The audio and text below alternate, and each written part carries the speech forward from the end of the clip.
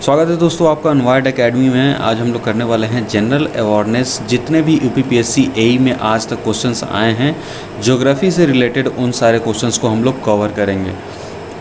तो चलिए पहले क्वेश्चंस पे चलते हैं। उससे पहले आपसे रिक्वेस्ट करना चाहूँगा, चैनल पे नए हैं तो जल्दी से सब्सक्राइब कर लीजिए और जो बेल आइकन है उसको भी प्रेस कर दीजिए, बिकॉज उसमें आपका कोई पैसा नहीं लगने वाला, बट इससे हम लोग को मोटिवेशन ज़रूर मिलता है कि और भी अच्छे कंटेंट को बनाया जाए। तो पहला क्वेश्चन है इसमें, which of the following place never gets vertical rays of sun. कहने का मतलब इनमें से कौन सा ऐसा जगह है जहाँ पे डायरेक्ट वर्टिकल सूरज की किरणें नहीं पड़ती हैं। तो देखिए, अगर हम भारत की बात करें तो ऐसा कुछ अपना भारत है ना, और यहाँ पे समथिंग इस टाइप का गुजरात है और ऐसा कुछ बना हुआ है। ओके, ऐसा हम भारत मान लेते हैं।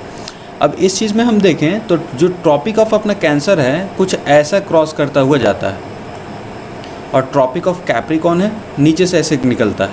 तो याद रखिए, कभी भी वर्टिकल रेज जो पड़ती हैं वो ट्रॉपिक ऑफ कैंसर है, ट्रॉपिक ऑफ कैंसर के 22.5 डिग्री नॉर्थ, और जो ट्रॉपिक ऑफ कैप्रिकॉर्न है इसके 22.5 डिग्री साउथ। ओके, इसके बीच में ही, मतलब इसके बीच में अगर डिस्टेंस अगर कोई जगह है तो वहीं पे क्या होगा, डायरेक्ट वर्टिकल रेज जो होंगे सूरज के, वो सन के, वो पड़ेंगे। तो यहाँ पे अगर हम जगह को देखें तो मुंबई, चेन्नई, तिरुवनंतपुरम, ये सारे जगह इनके बीच में आते हैं, लेकिन जो श्रीनगर है ये ऊपर आता है। ठीक है, तो यहाँ पे सूरज की रोशनी जो है डायरेक्ट नहीं पड़ेगी, तो आंसर क्या हो जाएगा, श्रीनगर। नेक्स्ट क्वेश्चन है, if the time of sunrise in Arunachal Pradesh is 5 AM, what will be the probable time of sunrise in Saurashtra. Saurashtra का मतलब है गुजरात। ओके, अब देखिए यहाँ पे सबसे पहले इसको लैटिट्यूड लॉन्गिट्यूड पे देखें तो हमको डिग्री समझना पड़ेगा। देखिए यहाँ पे देखिए, जब हम देख रहे हैं तो कितनी डिग्री है, 70 डिग्री ईस्ट। ओके, इस चीज़ को ध्यान रखिए, 70 डिग्री ईस्ट। अब वहीं पे अरुणाचल प्रदेश पे हम देखते हैं तो अप्रॉक्स 98 डिग्री पे आता है। तो डिफरेंस अगर हम निकालेंगे तो लगभग 30 डिग्री के अप्रॉक्स हमको मिलता है। अगर लास्ट पॉइंट से हम कैलकुलेट करें, इस पॉइंट से तो गुजरात का एंड पॉइंट हो जाता है, इस पॉइंट से तो अरुणाचल प्रदेश का एंड पॉइंट हो जाता है। तो 30 डिग्री का लगभग डिफरेंस मिलता है। और हमको पता है कि अगर ग्रीनविच मीन टाइम इधर है, अगर इस साइड से हम पूरब की तरफ यानी ईस्टवार्ड बढ़ेंगे तो क्या होता है, जो टाइम होता है वो डिले होता चल जाता है, यानी कि प्लस होता चला जाता है ना। 5.5 घंटे प्लस में इधर हम लोग मेज़र करते हैं। जैसे कि अगर मान लेते हैं लंदन में 12 AM होगा तो 5.5 घंटे लगेंगे 12 AM होने में, किधर, यहाँ इंडिया में। ठीक है, लेकिन देखिए इंडिया में जैसे हम लोग जो मीन टाइम है वो हम कैसे लेते हैं, चारों जगह पे, हर जगह तो भाई इंडिया में बराबर ही रहता है, लेकिन अगर डिग्री के हिसाब से देखें तो ये 2 घंटे की डिफरेंसेस होती है अरुणाचल प्रदेश और यहाँ गुजरात में। लेकिन जो हमारा टाइम होता है दिल्ली, कोलकाता, मुंबई, चेन्नई, इन सबको मिलाकर चलता है, तो इसीलिए हम टाइम डिफरेंसेस में नहीं मानते हैं एक अपने कंट्री में। तो 1 डिग्री पे जो डिफरेंस होता है वो 4 मिनट का होता है।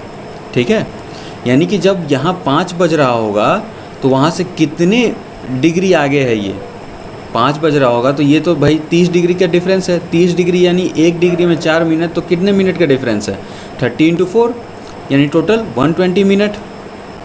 यानी कि जो गुजरात में टाइम हो रहा होगा, तो अभी जब 5 अरुणाचल प्रदेश में टाइम हो रहा है, बज रहा है, तो गुजरात में 2 घंटा एक्स्ट्रा हो रहा होगा, यानी कि 7 बज रहा होगा। ये क्लियर होगा पॉइंट, क्योंकि 120 मिनट आगे है गुजरात। जब ये 5 बज रहा था यहाँ पे तो 2 घंटे इससे पीछे चल रहा था अरुणाचल प्रदेश, यानी कि यहाँ पे 3 बज रहा था। ये पॉइंट क्लियर है आपको। ओके, नेक्स्ट हम क्वेश्चन की बात करें, which of the following is the oldest part of India. देखिए, जब ओल्डेस्ट पार्ट की बात आती है तो जो अपना रेंज है डेक्कन प्लेट्यू का पठार, ये सबसे पुराना है और सबसे ओल्डेस्ट है। यहाँ पे भी एक आप आर्टिकल देख सकते हैं, the Deccan plateau is the largest plateau in western and southern India.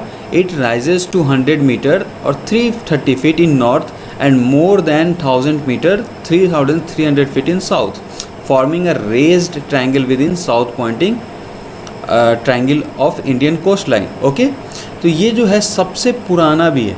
ठीक है, इसको अगर अब पूछा जाए कि कौन प्राचीनतम भाग है, तो डेक्कन प्लेटू का जो एरिया है ये सबसे पुराना भाग है, इसको आप याद रखेंगे। अगले क्वेश्चन की बात करें, which of the following has joined as the 8th sister of the family. तो देखिए, जैसे स्टेट में हमको पता है कि उत्तर पूर्व में 7 बहनों का एक परिवार माना जाता था, जैसे कि अरुणाचल प्रदेश, असम, नागालैंड, मणिपुर, मिज़ोरम, त्रिपुरा, मेघालय, इन सबको एक सिस्टर्स के हिसाब से 7 सिस्टर्स हम लोग मानते थे। इसी में एक और नेम ऐड हो गया है, सिक्किम, तो ये 8वां सिस्टर के रूप में ऐड हुआ। अब देखिए, इनको सिस्टर्स क्यों कहा जाता है? एक्चुअली जो इनकी मतलब कल्चर है वो बहुत मिलती जुलती है। अब अरुणाचल प्रदेश में भी बहुत सारी प्रजाति है, जैसे आप बात करेंगे तो यहाँ पे जैसे बोडो है, निसी है, गारो है, तो ये सारी प्रजातियाँ यहाँ पे रहती हैं इन 7 जो स्टेट है इसमें, और ऐसी ही प्रजातियाँ सिक्किम में भी रहती हैं। इसीलिए जो 8th एडिशन हुआ है, 8th सिस्टर, वो है सिक्किम इन 7 के अलावा। विच of the following state is bounded by Bangladesh from 3 side. तो ये तो क्लियर मैप अगर आपको ध्यान में रहेगा तो आंसर आप सीधे त्रिपुरा लगा देंगे, बिकॉज बांग्लादेश अपना ये रहा, ठीक है, बंगाल से सटे हुए। अब यहाँ पे एक ही स्टेट है त्रिपुरा, जो 3 साइड से तो बांग्लादेश से घिरा है, एक इधर और एक इस साइड। सिर्फ यहाँ पे जो ज्वाइंट है एक साइड से, यहाँ असम और जो मिज़ोरम है इससे जुड़ा हुआ है। क्लियर है? तो 3 साइड से बांग्लादेश किसको, त्रिपुरा को घेरे हुए है। अब नेक्स्ट क्वेश्चन की बात करें तो इस क्वेश्चन में पूछ रहा है, consider the following statement and select the correct answer using the code given below. तो अब चलिए पढ़ लेते हैं सारे स्टेटमेंट्स क्या है। Sikkim is the smallest state of India, चलिए ये गलत हो गया, क्योंकि गोवा जो है वो सबसे स्मॉलेस्ट है। सिक्किम जो है ये पॉपुलेशन के बेसिस पे स्मॉलेस्ट है। राजस्थान भारत का सबसे बड़ा राज्य है, बिल्कुल है ये तो, क्योंकि क्षेत्रफल के, देखिए नॉर्मली ये पूछा जाए पॉपुलेशन इंक्लूड हो तो वही नहीं, एरिया के बारे में पूछ रहा है, तो एरिया के बारे में पूछ रहा है तो राजस्थान बिल्कुल सबसे बड़ा है। Tamil is the official language of Lakshadweep, नहीं, वह लक्षद्वीप की जो लैंग्वेज है वह है मलयालम, ओके, तमिल नहीं है। Silvassa is the capital of Dadar and Nagar Haveli, बिल्कुल सिलवासा कैपिटल है, तो 4th सही है और अपना 2nd सही है, ठीक है। तो 2nd और 4th किस में है, डी में, तो ऑप्शन डी सही हो जाएगा। नेक्स्ट क्वेश्चन है, which of the following is the smallest in term of union territory of India. जैसे कि आपको पता है कि अभी जम्मू कश्मीर और लद्दाख को 2 अलग अलग यूनियन टेरिटरी में डिवाइड किया गया है, तो टोटल जो स्टेट्स हो गए 28 और total number of union territory अपने पास हो गए हैं 9, ठीक है। तो यहाँ पे जब हम 9 यूनियन टेरिटरी की बात करते हैं तो सबसे बड़ा जो है जम्मू कश्मीर है, लद्दाख उसके बाद है, बट इन सब में बात करें हम तो सबसे जो छोटा है वो लक्षद्वीप है, मात्र 32 वर्ग किलोमीटर का है, ठीक है। यहाँ पे देख सकते हैं अंडमान निकोबार, दिल्ली, तो जम्मू कश्मीर अभी सबसे बड़ा केंद्र शासित प्रदेश है और सबसे छोटा लक्षद्वीप है, इसको याद रखेंगे। और हमसे यहाँ पे पूछा भी क्या था कि सबसे छोटा टेरिटरी कौन है, union territory. Which one of the following city is not a capital of any state of India. देखिए इसमें ऑप्शंस कुछ दिए गए हैं और कह रहा है कि इनमें से कौन सा शहर जो है किसी मतलब की राजधानी नहीं है किसी स्टेट का। देखिए रायपुर है छत्तीसगढ़ का, ठीक है, शिलोंग मेघालय, रांची भी है Jharkhand, Guwahati is not a capital, it is a city, ठीक है, सिटी है और ये 2nd लार्जेस्ट सिटी है, सॉरी बिगेस्ट सिटी है आप कह सकते हो। किसके बाद, कोलकाता के बाद। किस साइड, ईस्टर्न साइड में कोलकाता के बाद 2nd बिगेस्ट सिटी है, ठीक है। और जो असम की राजधानी है वो है दिसपुर। असम का सबसे बड़ा शहर है गुवाहाटी, ठीक है, तो ये गलत है, गुवाहाटी जो है वो कैपिटल नहीं है, ये एक शहर है। नेक्स्ट क्वेश्चन की बात करें, which one of the following state has common boundary with Bangladesh and Myanmar. पूछ रहा है कि म्यांमार के साथ और बांग्लादेश के साथ किस स्टेट का कॉमन बाउंड्री है। तो अभी हम लोगों ने पीछे मैप में भी देखा, अगर हम पीछे जाके देखें तो यहाँ पे मैप में देखेंगे कि बांग्लादेश के साथ कौन सा जुड़ा हुआ है, मिज़ोरम ये जो है ये बांग्लादेश के साथ भी जुड़ा हुआ है और म्यांमार के साथ भी जुड़ा हुआ है, ठीक है। तो मिज़ोरम ये एक ऐसा स्टेट है जो कि बांग्लादेश और म्यांमार के साथ अपनी बाउंड्री शेयर करता है। तो इसका आंसर क्या हो जाएगा? मिज़ोरम। नेक्स्ट क्वेश्चन की बात करें, what is the correct north south sequence of the following Indian state along Myanmar border. अब देखिए म्यांमार बॉर्डर के एलोंग कह रहा है, इधर म्यांमार हो गया अपना, म्यांमार बॉर्डर के एलोंग कह रहा है कि भैया नॉर्थ से साउथ में आइए आप सीरियल वाइज। तो पहले तो अरुणाचल प्रदेश ही होगा, अगर ऑप्शन में नहीं रहता फिर आसाम आता। तो सबसे पहले हमको खोजना क्या है? अरुणाचल प्रदेश। तो लीजिए खोज लिया अरुणाचल प्रदेश। दूसरा नागालैंड होगा या असम होगा। अरुणाचल प्रदेश के बाद असम है क्या? नहीं है, तो असम है यहाँ पे, ठीक है। अरुणाचल प्रदेश, असम, फिर नागालैंड भी है और यहाँ भी नागालैंड है, ठीक है। फिर उसके बाद मणिपुर, ठीक है, मणिपुर भी है। लेकिन देखिए एक चीज़ इसमें नोट करने वाली है, जब म्यांमार की बात हो रही है तो असम सटा हुआ है क्या? नहीं है, यानी कि असम वाला वैसे ही कैंसिल हो जाएगा। क्लियर है? तो आंसर क्या हो जाएगा? अरुणाचल प्रदेश, नागालैंड, मणिपुर एंड मिज़ोरम। तो मैप्स ध्यान में रखना बहुत ज़रूरी है क्वेश्चंस को सॉल्व करने के लिए। विच of the following makes India's maritime boundary with Maldives. देखिए मालदीव जो है ये है, ठीक है, और इधर भी कुछ इसका पार्ट है, और यहाँ पे है मिनिकॉय आइलैंड जो इंडिया का पार्ट है। और मालदीव जो है 1968 तक ब्रिटिशर्स के अंडर में था, ठीक है। अब जो लक्षद्वीप है उसका देखिए मिनिकॉय से लक्षद्वीप 9 डिग्री से अलग होता है, ठीक है। वहीं पे जो मिनिकॉय आइलैंड है जो कि इंडिया का पार्ट है, ये 8 डिग्री चैनल से किससे अलग होता है? मालदीव से। तो 8 डिग्री चैनल जो है मालदीव के साथ भारत की समुद्री सीमा निम्नलिखित में से कौन बनाता है? तो मिनिकॉय बनाता है। मिनिकॉय मालदीव के साथ ये भारत का सीमा है और 8 डिग्री चैनल के थ्रू ये 8 डिग्री चैनल जो है इसको पार्ट करता है।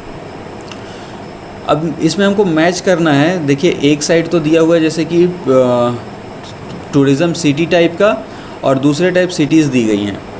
मतलब एक टाइप में ये किस टाइप की सिटी है और दूसरे टाइप सिटीज़ दी गई हैं। तो चंडीगढ़ किस टाइप की सिटी है? तो यहाँ का एडमिनिस्ट्रेशन बहुत ज़्यादा अच्छा है। शांति निकेतन एजुकेशन के लिए पॉपुलर है। धनबाद जो है यहाँ पे माइनिंग बहुत ज़्यादा, झारखंड में माइनिंग के लिए धनबाद फेमस है। अब्बू जो है ये है आपका राजस्थान में और टूरिज़्म के लिए बहुत ज़्यादा फेमस है। माउंट आबू आपने सुना होगा। तो आंसर अपना क्या हो गया? ए का 4 चंडीगढ़ एडमिनिस्ट्रेशन, तो ए का 4, बी का 3, यानी आंसर क्या हो जाएगा? डी, 4 3 2 1। ओके, नेक्स्ट क्वेश्चन की बात करें, where is Maikal range situated. Maikal range जो है ये कहाँ पे स्थित है? तो देखिए मैकाल रेंज की हम लोग बात करें तो मैकाल पर्वत श्रेणी जो है ये छत्तीसगढ़ में है। मतलब छत्तीसगढ़ राज्य में माउंटेन जो है ये है छत्तीसगढ़ में।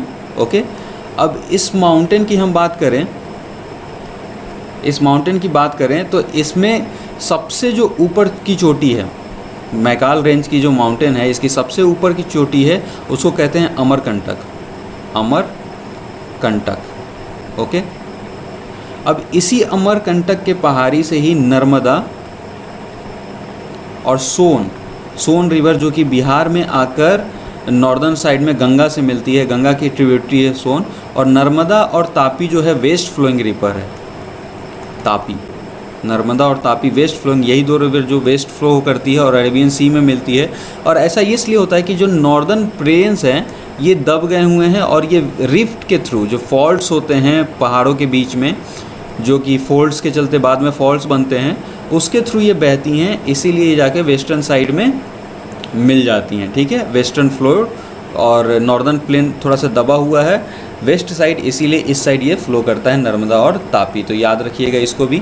ठीक है, तो अमरकंटक से रिलीज़ होता है कौन सा? नर्मदा, सोन। माउंट मैकाल रेंज कहाँ पे है? छत्तीसगढ़ में। और इसका सबसे ऊंचा जो चोटी है वो कौन सा है? अमरकंटक। एक चीज़ इसमें और ध्यान देने वाली बात है कि जो सतपुरा रेंज है, सतपुरा रेंज, उसकी सर्वश्रेष्ठ जो चोटी है वो क्या है? धूपगढ़।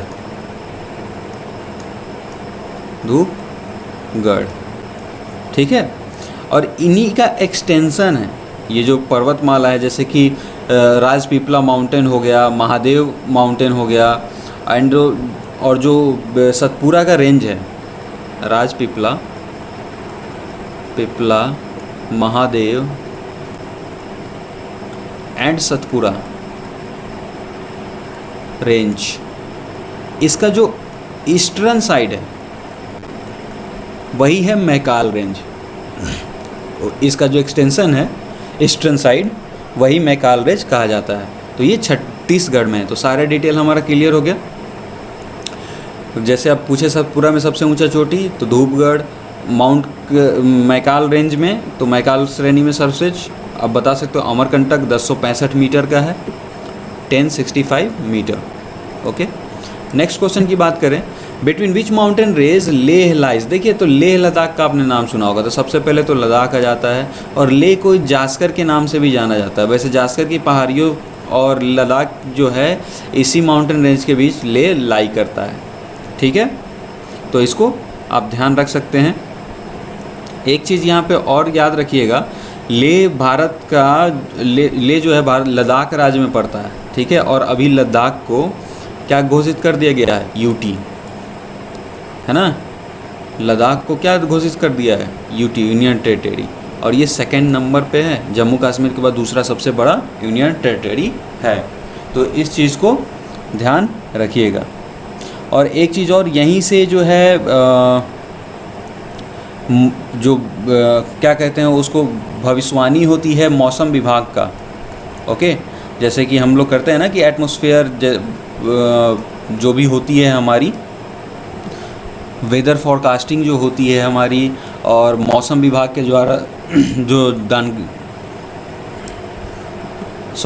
मौसम विभाग के द्वारा जो जानकारियाँ दी जाती हैं और जो वेदर फॉरकास्टिंग होती हैं, वो सबसे ऊंची जो उसकी ऑफिस है, ऑफिस इन द सेंस जो उसका प्रयोगशाला है, जो लेबोरेटरी है, वो यहीं पे है, एशिया का सबसे ऊंचा। ठीक है, तो लेह में ही है वो। इस चीज़ को आप याद रखिएगा। नेक्स्ट क्वेश्चन की बात करें, which one of the river does not originate in India.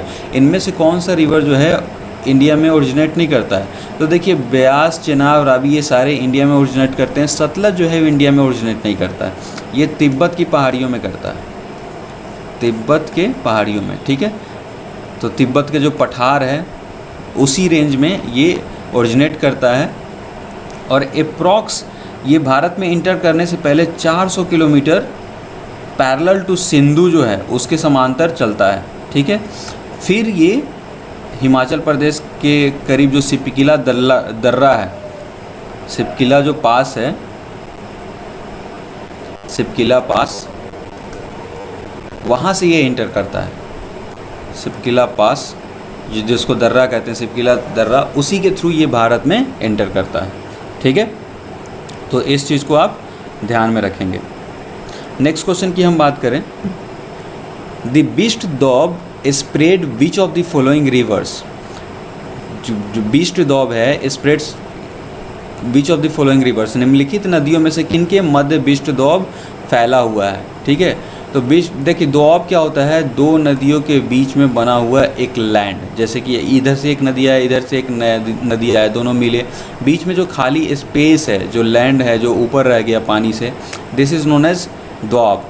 Okay, अब ये जो दोआब है, बिस्ट दोआब, ये किन दोनों नदियों के बीच में बना है, तो ये बना है ब्यास और सतलज के बीच में।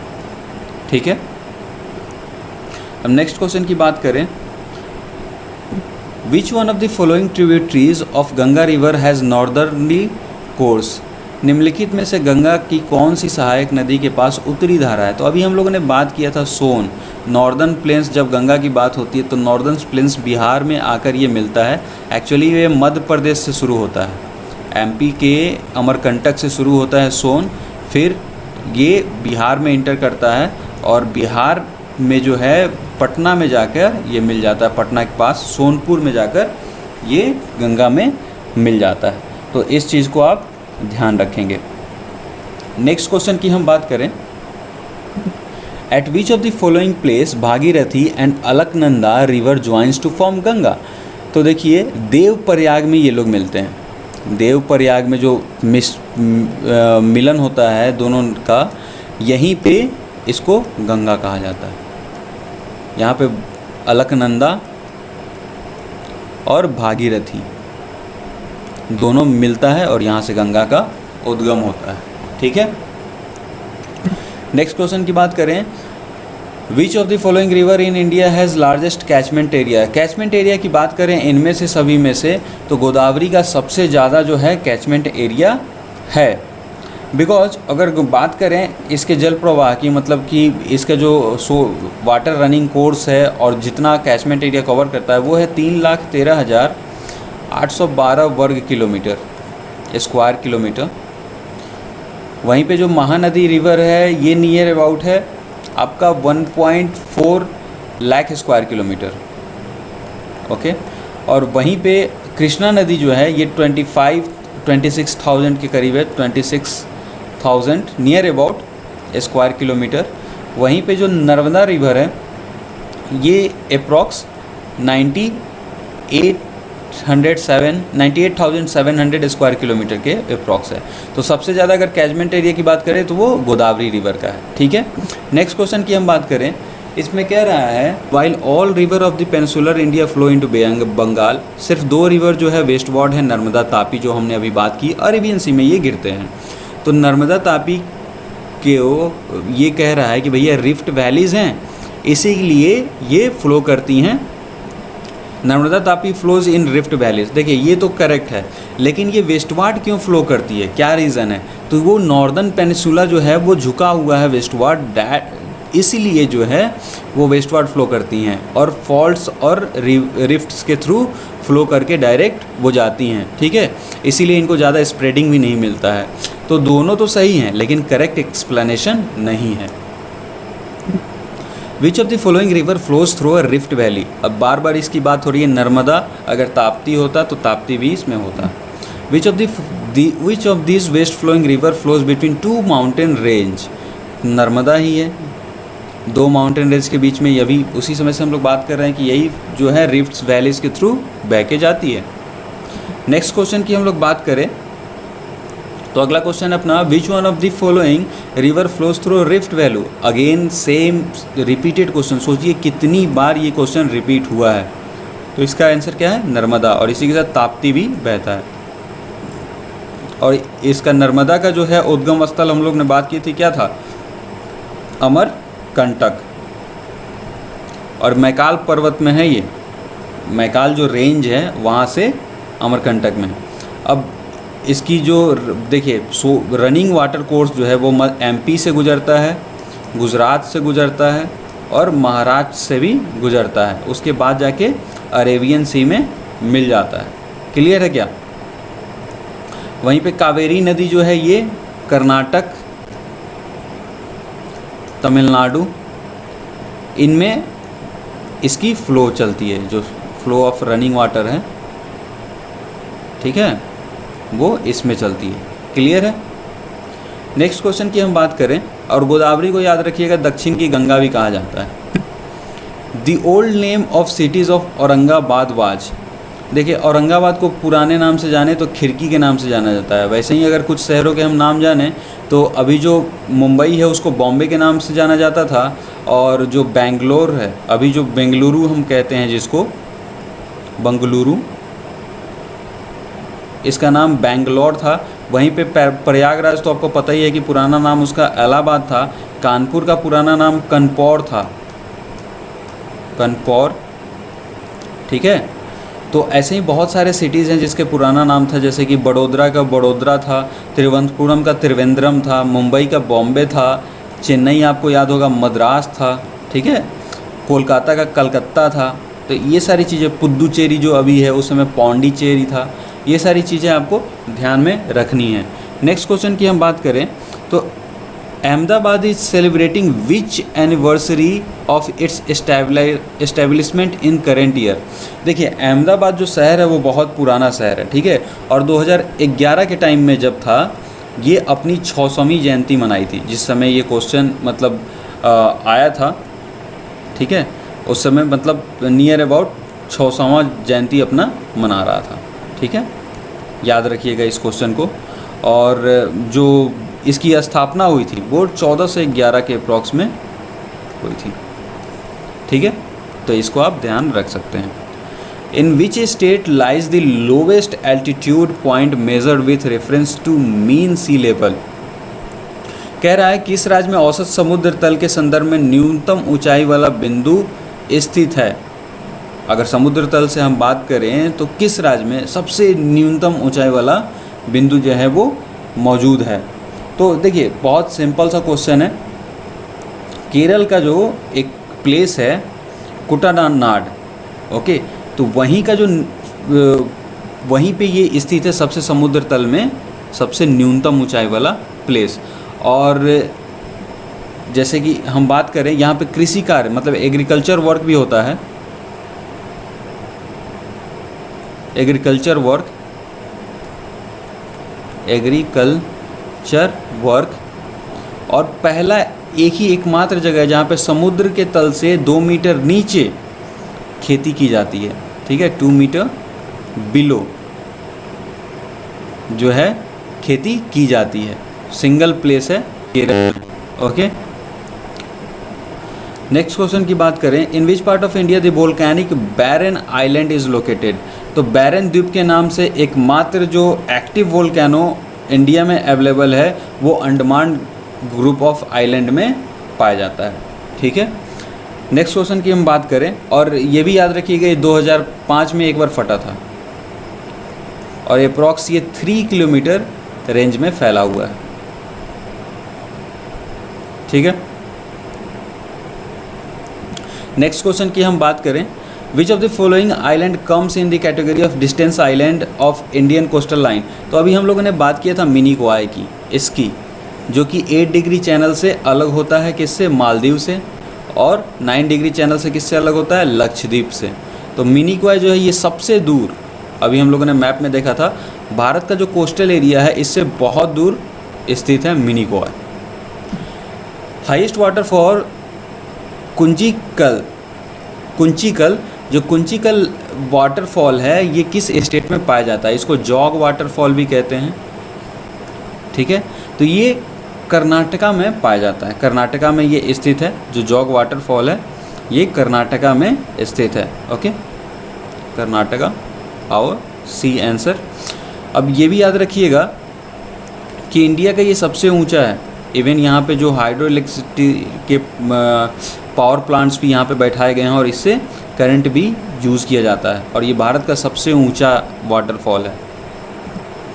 इन which state of India is Wular lake situated. Wular lake जो है ये कहाँ पे सिचुएटेड है, ये उत्तर प्रदेश के पीलीभीत जो है उत्तर प्रदेश का, वहाँ पे सिचुएटेड है। और यहीं से इसी माना जाता है इसी फूलर लेक से गोमती नदी निकलती है। ओरिजिन जो है सोर्स ऑफ गोमती नदी का वो फूलर लेक पीलीभीत उत्तर प्रदेश में। मैच द फॉलोइंग, देखिए यहाँ पे दर्रे दिए गए हैं, पासेस दिए गए हैं, और यहाँ पे स्टेट, किस स्टेट से ये मैच मिलते हैं। तो बनिहाल जो है ये जम्मू कश्मीर में ही है। हम बात करें बनिहाल की तो ऑफ कोर्स ये जम्मू कश्मीर में है। वहीं पे अगर हम बात करें रोहतांग की तो ये हिमाचल प्रदेश का जो पीर पंजाल श्रेणी है, पीर पंजाल वहाँ पे स्थित करता है रोहतांग, तो ये हिमाचल प्रदेश में है। नाथुला पास सिक्किम में है। और याद रखिएगा जो हिमाचल प्रदेश में आपको पता है कि ये जो दर्रा है और पीर पंचाल, और यहीं से सतलज जो पास होती है वो सिपकिला से पास होती है। सिपकिला, अभी हम लोगों ने बात किया था, सिपकिला दर्रा जो है वहाँ से सतलज इंटर करती है भारत में। बोमडिला की हम बात करें तो ये अरुणाचल प्रदेश में है, क्लियर है। तो ये सारी जो है वो पासेस हैं। इवन जवाहर सुरंग जो है बनिहाल जो दर्रा है यहीं पे पाया है जवाहर सुरंग टनल जो है, टनल, ओके। तो आंसर अपना क्या हो जाएगा इसमें, ए का 1 ही है, ए का 1, बी का 3, सी का 2 एंड डी का 4, यानी बी अपना आंसर हो जाएगा। Shipki La pass is located in which of the following state. तो सिपकिला पास जो है अभी मैंने जैसे आपको बताया हिमाचल प्रदेश में सिचुएटेड है, और यहीं से सतलज नदी जो है सतलज नदी जो है ये भारत में एंटर करती है। In which of the following areas of India mangrove forest are found. तो मैनग्रोव फॉरेस्ट जो है मेनली डेल्टा, गंगा डेल्टा जो है बे ऑफ बंगाल के कोस्ट साइड में यहाँ पे पाया जाता है। ये छोटे छोटे पौधे होते हैं जो कि दलदली और साल्टी इलाके में पाए जाते हैं, और इनको जैसे कि सुंदरबन आपको पता होगा, सुंदरबन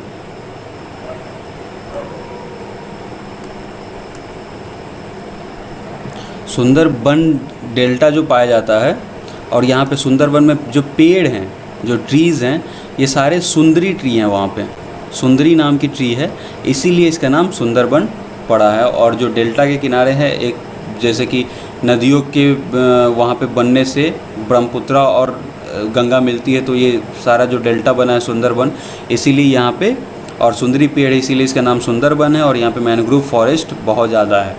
तो आंसर क्या हो जाएगा? गंगा। ठीक है।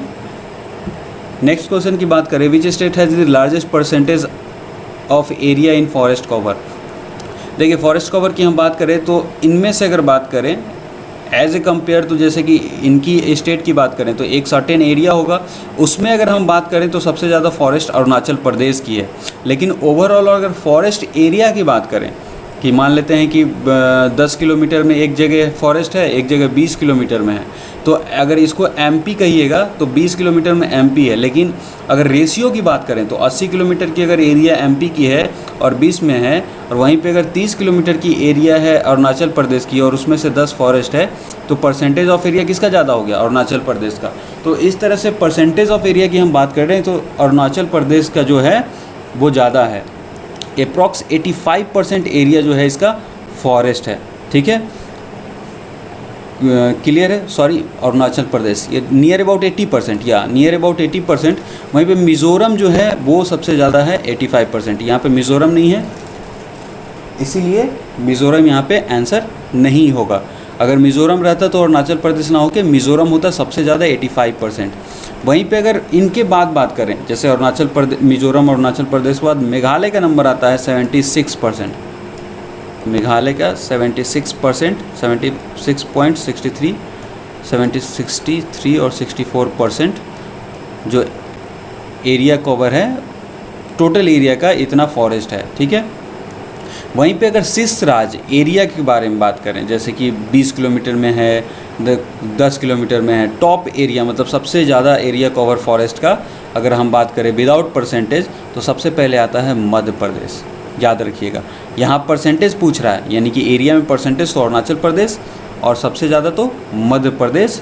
उसके बाद आता है अरुणाचल प्रदेश AP, देन आता है CG छत्तीसगढ़, देन आता है ओडिशा।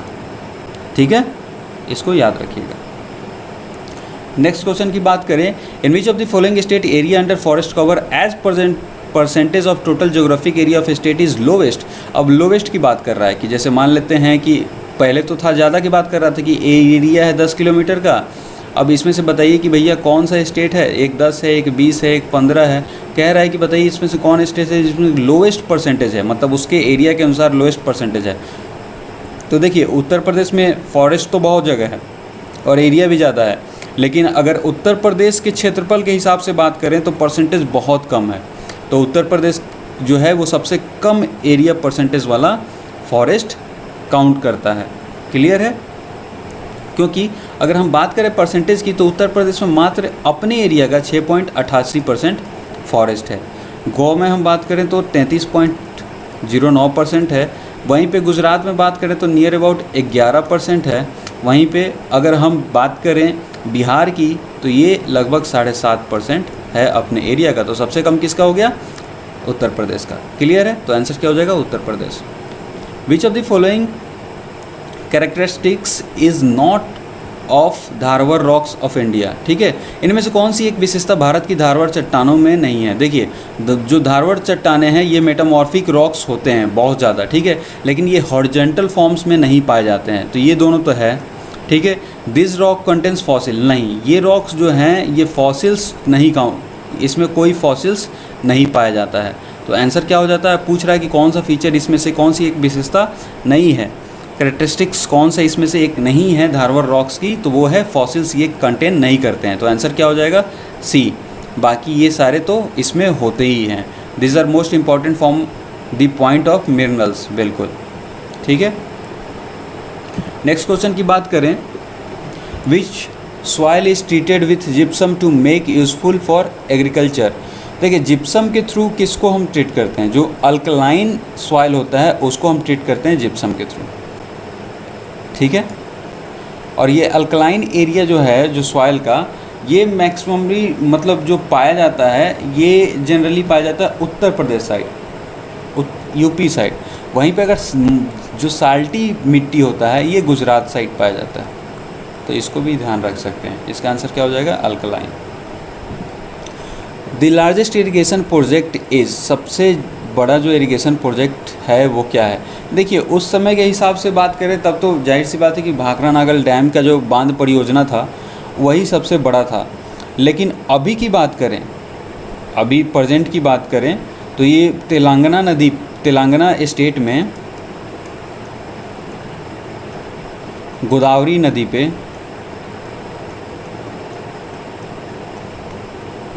कालेश्वरम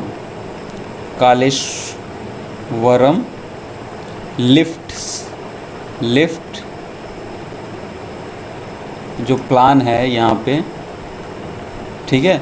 तो ये परियोजना जो बांध परियोजना इरिगेशन परियोजना है, कालेश्वरम लिफ्ट प्लान जो तेलंगाना में गोदावरी रिवर पे बन रहा है, ये सबसे बड़ा सिंचाई परियोजना हो सकता है। इवन ये कंट्री का नहीं, वर्ल्ड का सबसे बड़ा सिंचाई परियोजना हो जाएगा।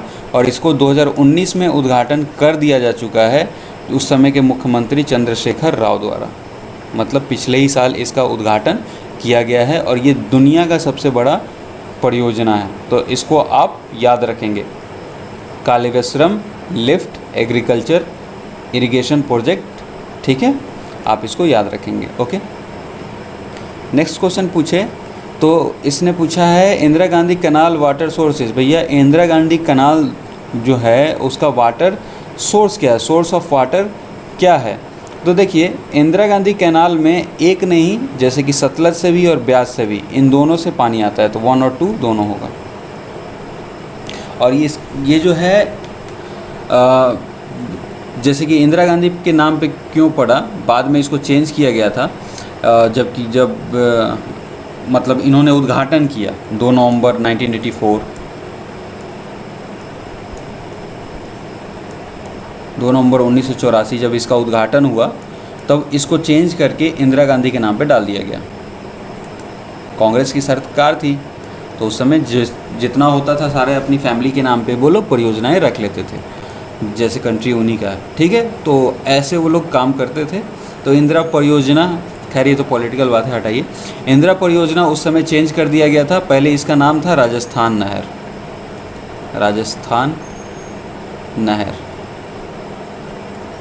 ठीक है। तो सतलज और ब्यास का पानी इसमें आता है राजस्थान नहर में, सॉरी इंदिरा गांधी कैनाल में। Rudra Sagar development scheme which the planning commission has approved in January 2012। देखिए रुद्र सागर एक डेवलपमेंट स्कीम था जिसको प्लानिंग कमीशन ने अप्रूव किया था। तो पूछ रहा है निम्नलिखित में से किस राज्य से संबंधित है। तो भैया ये जो अप्रूव हुआ था ये किस राज्य से संबंधित है? तो ये त्रिपुरा से संबंधित है, ठीक है। अप्रॉक्स 2013 में ये पूरा हो गया था।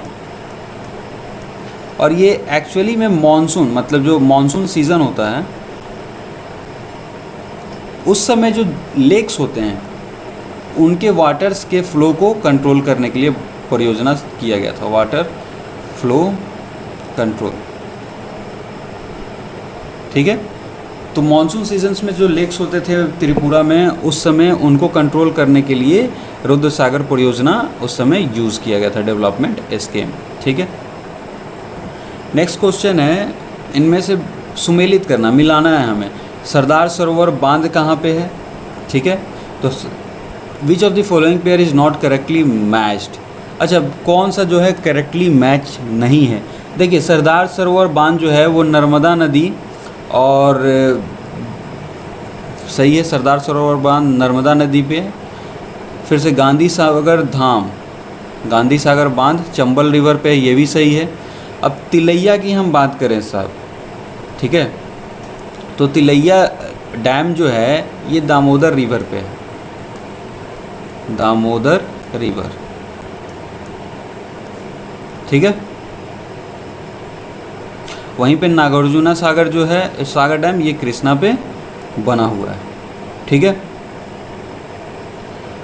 तो क्लियर है। और तिलैया जो है ये झारखंड के कोडरमा डिस्ट्रिक्ट में है, झारखंड के कोडरमा डिस्ट्रिक्ट, याद रखिएगा इसको तिलैया, और यही इसका आंसर हो जाएगा क्योंकि यही एक गलत मैच है। नेक्स्ट क्वेश्चन की बात करें, in which of the following state is situated Jawahar Sagar dam, Jawahar Sagar dam इनमें से किस स्टेट में है? तो जवाहर सागर डैम राजस्थान में है। ये फिर से जवाहर जी के नाम पे है एक परियोजना, और इसका लगभग जो है ये कोटा से 20 से 24 किलोमीटर के दूरी पे स्थित है जवाहर सागर बांध जो है, ठीक है। तो आपसे पूछा जाए किस स्टेट में, तो राजस्थान में। The largest coal reserve of India are found in, तो सबसे बड़ा तो भाई कोल रिजर्व आपको पता ही है झारखंड में है, लेकिन वहीं अगर उत्पादन की बात की जाए तो उड़ीसा सबसे ज़्यादा उत्पादन करता है और छत्तीसगढ़ उसके बाद, ठीक है। तो इसको आप याद रखेंगे। नेक्स्ट क्वेश्चन की तरफ हम चलें।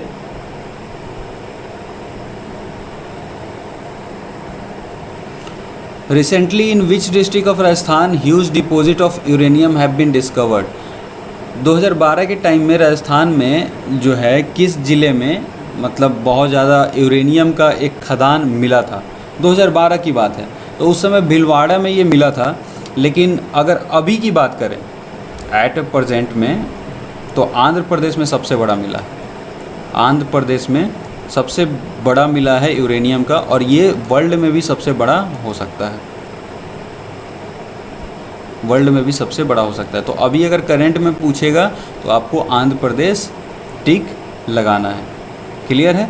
और आंध्र प्रदेश में कहाँ पे है, तुल्लुमपल्ली, तुमलपल्ली, तुमलपल्ली प्लेस है, वहाँ पे एपी के आंध्र प्रदेश में ये पाया गया है, ठीक है। नेक्स्ट क्वेश्चन की हम बात करें तो मैच ऑफ द फॉलोइंग है, ठीक है। कालापक्कम जो है ये तमिलनाडु में परमाणु शक्ति केंद्र है, नरोरा जो है उत्तर प्रदेश में है बुलंदशहर में, वहीं पे काकरापड़ा जो है ये गुजरात में है, नाम से ही पता चल रहा है, ट्रॉम्बे जो है ये महाराष्ट्र में है। तो हमने मैच द फॉलोइंग कर दिया, ए का जो है थर्ड है, ए का थर्ड, बी का जो है फर्स्ट है, बी का फर्स्ट, सी का जो है वो सेकंड है, यानी कि बी अपना आंसर हो जाएगा। नेक्स्ट क्वेश्चन की हम बात करें, India's first atomic power station was set up at, तो देखिए पहली बार जो हम लोगों ने सेटअप किया था वो यूएसए की मदद से तारापुर में महाराष्ट्र में सेटअप किया था, ठीक है। फर्स्ट जो हमने सेटअप किया था तो तारापुर में महाराष्ट्र में सेटअप किया था, ये अप्रॉक्स हुआ था 1969 में, 1969 ईस्वी में सेटअप हुआ था। और द्वितीय मतलब जो सेकेंड हुआ था वो रावत भाटा में,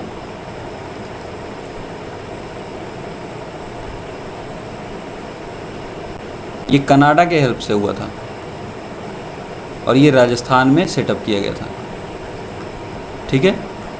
और ये राणा प्रताप सागर जो बांध है उसके किनारे इसको सेटअप किया गया था। अब पानी के किनारे इसलिए किया जाता है बिकॉज इनमें इनको एज ए मतलब कूल रखने के लिए बहुत ज़्यादा पानी चाहिए होता है, इसीलिए। Of the following electricity generated in India the share of nuclear power is approximately, तो ये नियर अबाउट 1.84 है, तो ऑप्शंस के हिसाब से 2% हो जाएगा। न्यूक्लियर पावर से हम लोग इतना ही एनर्जी लेते हैं। वहीं पे अगर हम बात करें इंडिया में तो सबसे ज़्यादा, जैसे कि इनिशियल में जब इंडिया आज़ाद हुआ था तो उस समय लगभग 1400 मेगावाट की बिजली पैदा करते थे हम लोग, जो कि अगर 2019 की बात करें तो अभी हम लोग पैदा करते हैं 3,67,281 मेगावाट, ठीक है। जिसमें से सबसे ज़्यादा थर्मल जो पावर है, थर्मल पावर, इससे हम लोग सबसे ज़्यादा इलेक्ट्रिसिटी प्राप्त करते हैं 2,30,701 मेगावाट का, जो कि लगभग 62% है। वहीं पे जो हाइड्रो पावर है यानी वाटर, उससे हम लोग लगभग 12.36% प्राप्त करते हैं। और वहीं पे जो रिन्यूएबल सोर्सेज हैं लगभग 22.97% इनसे प्राप्त करते हैं। ठीक है, तो परमाणु ऊर्जा जो है यानी कि जो हमारी न्यूक्लियर पावर है ये लगभग 1.84 है, यानी 2% आंसर हो जाएगा। विच of the following state occupies first position in the production of wind power.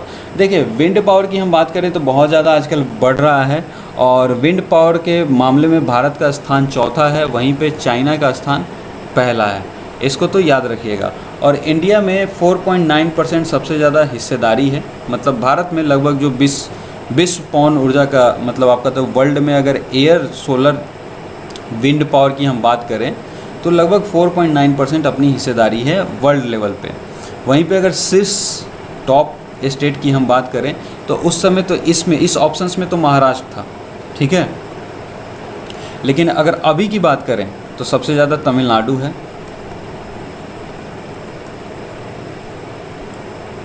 ठीक है, उसके बाद गुजरात है, फिर महाराष्ट्र है। अभी करंट की बात करें, लेकिन पहले जो था वो चेंज था। पहले क्या था, उस समय की अगर हम बात करें जब ये क्वेश्चन पूछा गया था 2011 में, सिर्फ एक चेंज था, गुजरात की जगह महाराष्ट्र था, यानी कि तमिलनाडु, महाराष्ट्र एंड गुजरात, ये सीन था कुछ 2011 में।